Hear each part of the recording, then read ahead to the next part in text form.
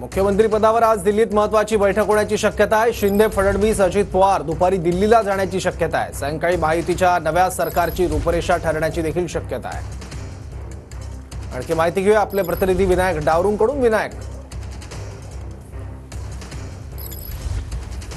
सौरभ, महायुतीचे प्रमुख 3 नेते जे आहेत ते आज दिल्लीला दुपारनंतर जाणार अशी माहिती जी आहे ती सूत्रांकडून मिळते।